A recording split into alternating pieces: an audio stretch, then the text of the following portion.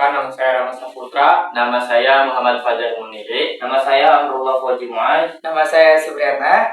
Di sini kita akan mengerjakan tugas kewarganegaraan dengan dosen pengampu yaitu Ibu Lydia Fathania SHMH yang saya hormati, yang bertema aktual kewarganegaraan berjudul Larangan Kritik Terhadap Pemerintahan Indonesia. Untuk semuanya selamat menyaksikan. Selamat menyaksikan. Bismillahirrahmanirrahim. Assalamualaikum warahmatullahi wabarakatuh. Perkenalkan, nama saya Supriyatna yang akan memandu jalan debat pada hari ini, Senin 5 Januari 2026, seiring dengan berlaku KUHP baru per 2 Januari kemarin, di diskursus mengenai batasan antara kritik dan penghinaan terhadap pemerintah kembali menjadi sorotan tajam di tengah masyarakat. Sebelumnya kita mulai. Izinkan saya memperkenalkan kedua pihak. Di sisi kanan saya telah hadir tim pro yang menyetujui mosi ini. Saya Amrullah Fauzi Muaz. Saya Muhammad Fajar Muniri. Dan di sisi kiri saya telah hadir tim oposisi kontra yang menolak mosi ini. Saya Rama Saputra. Dan di sini adapun aturan debat hari ini adalah sebagai berikut. Sesi pertama yaitu sesi pernyataan pembukaan. Masing-masing tim untuk memaparkan argumen dasar. Dan yang sesi kedua yaitu sanggahan, setiap tim harus menanggapi argumen lawan. Dan sesi terakhir yaitu sesi kesimpulan, masing-masing tim harus memberikan pernyataan penutup. Peserta dilarang menggunakan kata-kata kasar, menyerang personal, atau menyinggung sara. Baik, yang pertama yaitu sesi pembuka. Baiklah, kita mulai sesi pertama. Saya persilakan kepada pembicara pertama dari tim pro untuk menyampaikan argumennya. Waktu Anda dipersilakan. Oke. Assalamualaikum warahmatullahi wabarakatuh. Saya Amrullah Fauzi Muaz, yaitu saya akan menyampaikan beberapa hal yang dalam materi kali ini, yaitu salah satu kritik itu dilarang oleh pemerintah. Jadi kritik itu dilarang oleh pemerintah karena pihak yang menyebabkan kritik yang dilarangnya itu banyak yang memicu dan kericuhan, seperti pemfitnahan ataupun yang harus memikul tanggung jawab penuh gitu. Secara hukum maupun moral, kritik adalah salah satu koreksi masyarakat ke pemerintah. Namun jika isinya adalah dusta ataupun kebohongan dan kedoliman, maka dusta yang dirancang itu akan menimbulkan dengan provokasi. Jika memprovokasi jahat, maka yang akan ditimbulkan itu adalah kejahatan informasi. Ketika kehancuran terjadi di masyarakat, penyebab untuk menyebarkan apinya tanpa adanya ketegasan, kita akan hancur oleh anarki informasi. Udah? Terima kasih kepada tim pro. Selanjutnya silakan kepada tim kontra untuk menyampaikan pernyataan pembukanya. Oke, menurut saya, jadi perbedaan kritik dan juga penghinaan itu berbeda karena kritik itu lebih ke objektif dan juga pembelaan diri terhadap masyarakat, terhadap warga negara untuk mempertahankan argumen-argumen mereka yang ingin mereka sampaikan kepada para pemerintah. Dan juga ketika penghinaan dan perbedaan penghinaan itu, mereka itu menyerang secara formal dan secara diri pribadi. Saya tidak setuju bahwasanya ketika dari pihak pro ada pembicaraan yang menyangkut tentang bahwasanya dilarang mengkritik pemerintah Indonesia. Mungkin cukup dari saya. Terima kasih kepada tim kontra. Kita masuk sesi yang kedua yaitu sesi sanggahan. Di sini masing-masing tim diperbolehkan untuk membedah argumen lawan dengan data dan logika. Saya persilakan tim pro untuk merespon tim kontra sebelumnya. Oke, terima kasih dari saya pribadi ya. Menganalisis yang masalah terjadi di Indonesia. Jadi kebebasan berpendapat itu tidak boleh berdiri di atas penderitaan orang lain. Nah, sekarang itu banyak kritik-kritik. Boleh, saya setuju, kritik itu boleh, tapi kalau bisa jangan di atas penderitaan orang lain. Karena yang terjadi di Indonesia sekarang itu mengkritik tapi di atas penderitaan orang lain. Tapi dengan argumen yang Anda bilang, Pak, bahwasanya kebebasan berpendapat itu dijamin pada pasal 28E ayat 3 Undang-Undang Dasar 1945 dan diperbaharui lagi pada 2 Januari 2026, sehingga kebebasan berpendapat itu bahwasanya dibatasi. Dengan berpendapat ya, dengan bebasnya berpendapat, tapi orang lain sakit gimana? Itu bukan kritik. Itu konteks sakitnya dalam sakit apa dulu? Sakit hati. Lebih ke sekarang itu kritik personal.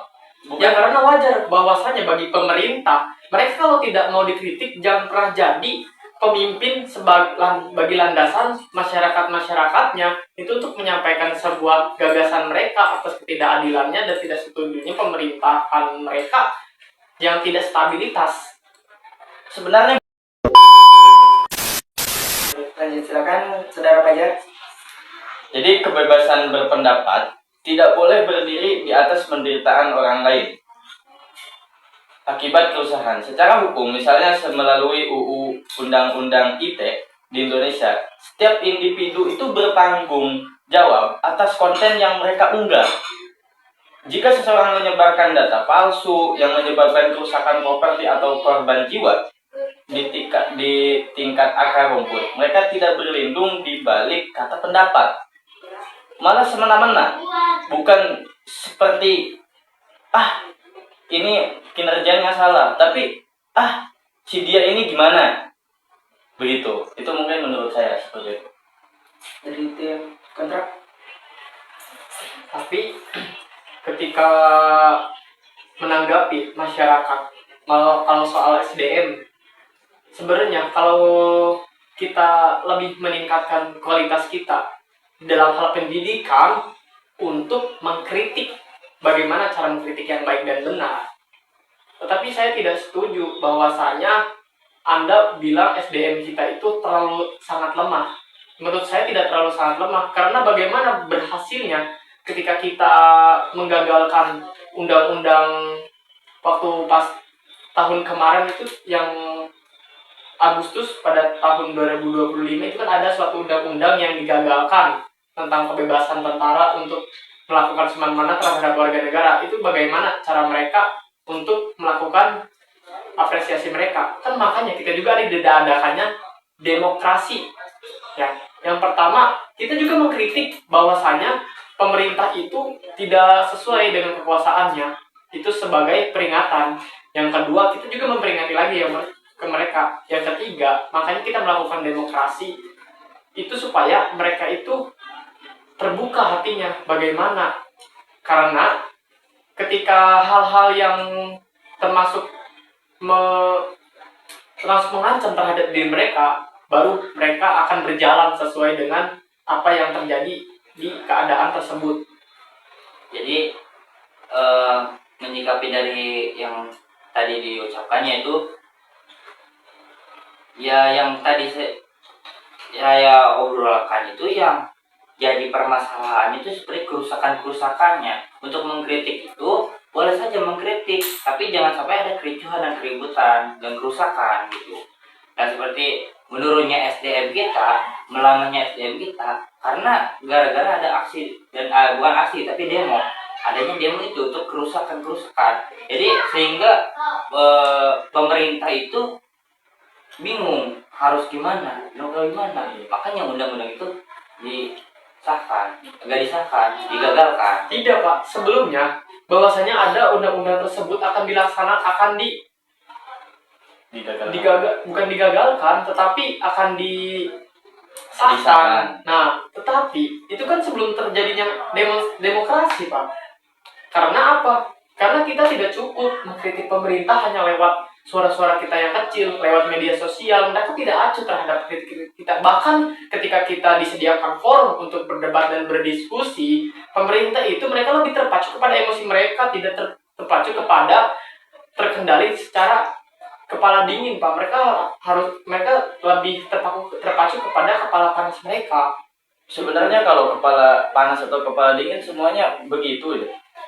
Kami sebagai pemerintah atau kami yang di tim pemerintah itu menginginkan bahwasanya demokrasi itu tanpa ricuh. Bagaimana? Ya saya akan. Ya, saya tidak ricuh. Di dalam demokrasi itu tidak ricuh, Pak. Tetapi mereka itu meluapkan emosi mereka karena apa?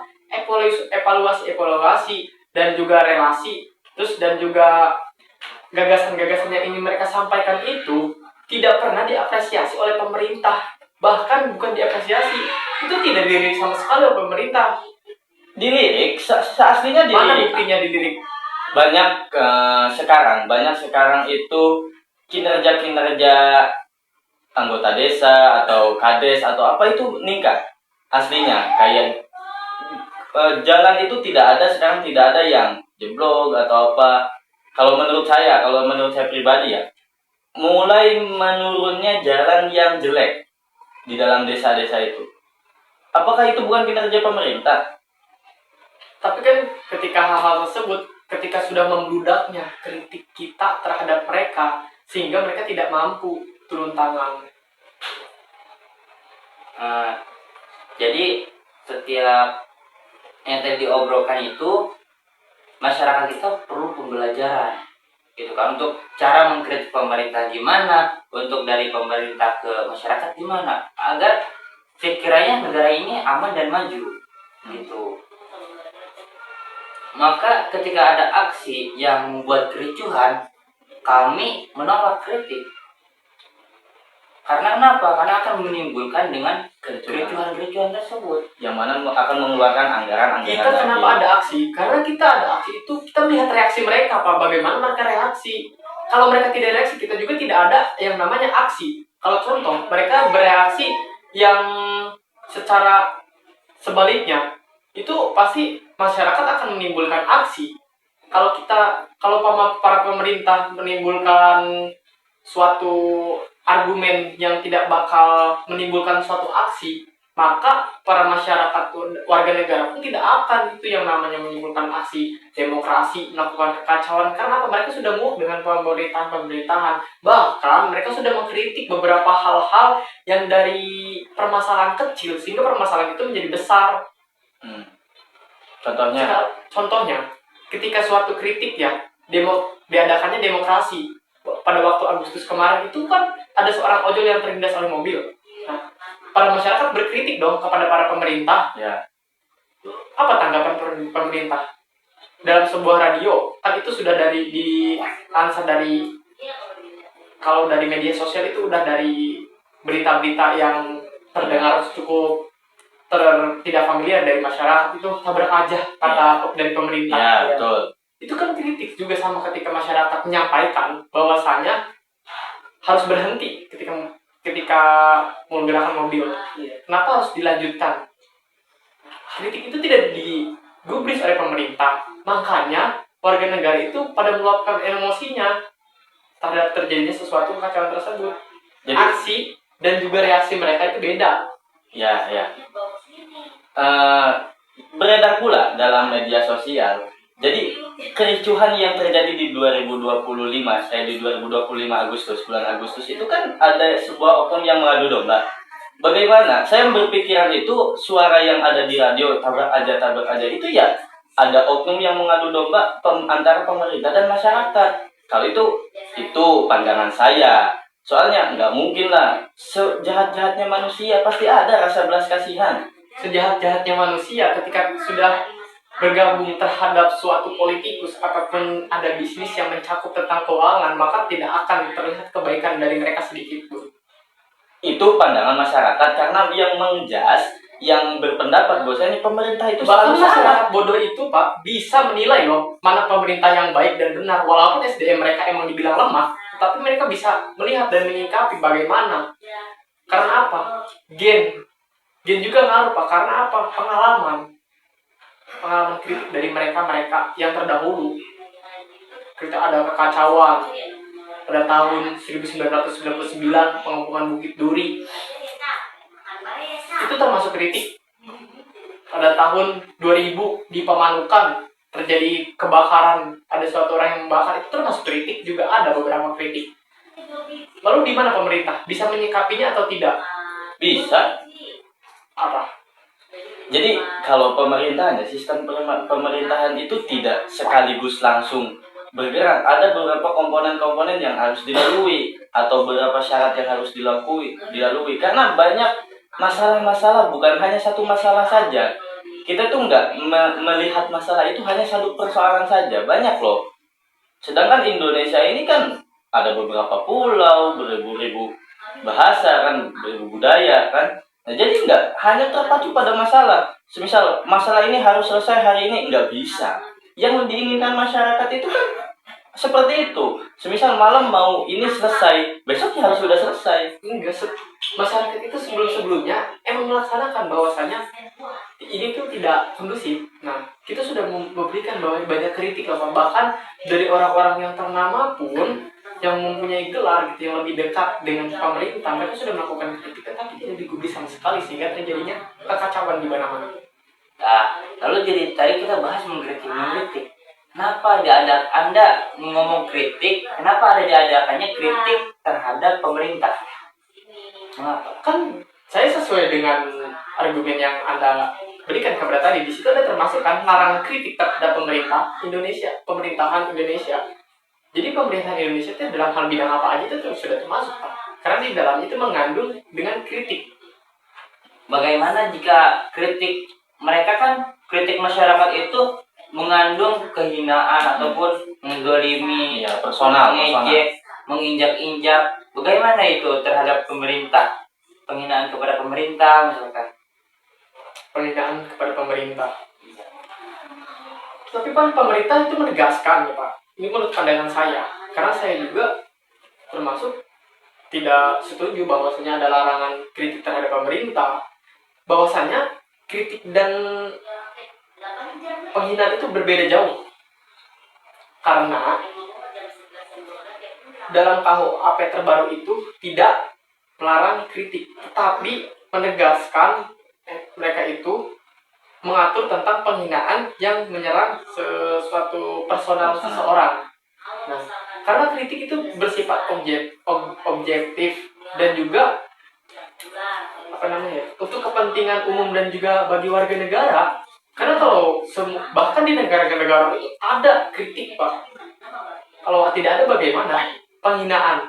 Kalau termasuknya penghinaan itu mereka itu lebih menyerang terhadap seseorang. Makanya saya menyetujui. Oke, sebagai contoh saya menyetujui pendapat Anda bahwasanya penghinaan itu tidak boleh dilakukan. Ya, Tapi saya tidak setuju bahwasanya kritik itu dilarang, gitu.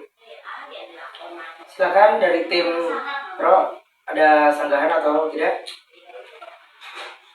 Sepertinya kalau terus berdebat kita itu akan buntu. Bagaimana kita membuat gagasan?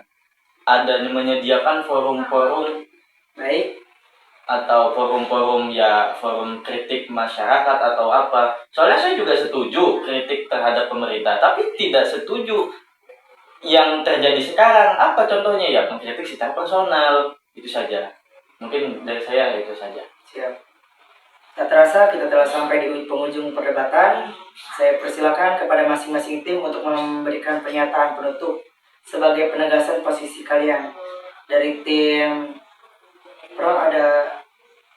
Jadi sebagai penutup, hak asasi manusia dibatasi oleh hak orang lain untuk hidup aman. Kritik yang berbasis fitnah itu adalah perilaku yang harus bertanggung jawab, yang harus dipertanggungan oleh orang-orang itu, oleh masyarakat itu. Maka kritiknya itu berbasis dengan fitnah, kedzaliman, dan perlakuan yang tidak senonoh. Secara hukum, agar integrasi informasi tetap terjaga.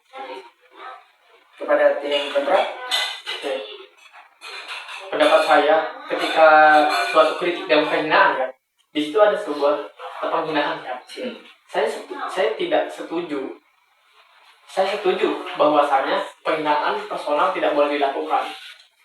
Terutama di media sosial itu sering Banyak lah. terjadinya ya, penghinaan terhadap para pemerintah.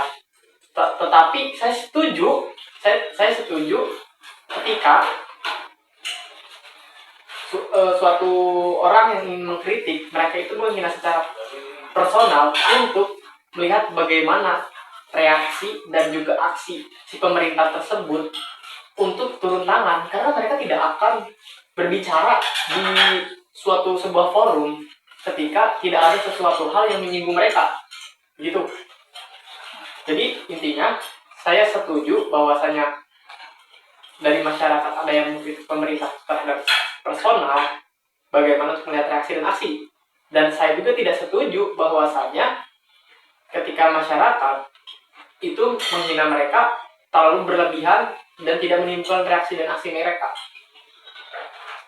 Ya, jadi saya sebagai tim pro, jadi pemerintah itu mengkritik pemerintah itu boleh sebenarnya, asalkan kita harus jaga dan hati-hati juga atas ungkapan kita, atas kritik kita. Jangan sampai kritik kita personal tuh. Jadi kritik itu adalah koreksi untuk membangun Indonesia lebih maju. Jadi mengkritiklah dengan sewajarnya untuk memajukan Indonesia. Jadi bukan hanya omongan ilusi tanpa aksi. Iya, Tapi ada lucu Pak, ketika berbicara Indonesia maju, menurut saya Indonesia sekarang tidak maju. Berkembang. Indonesia berkembang.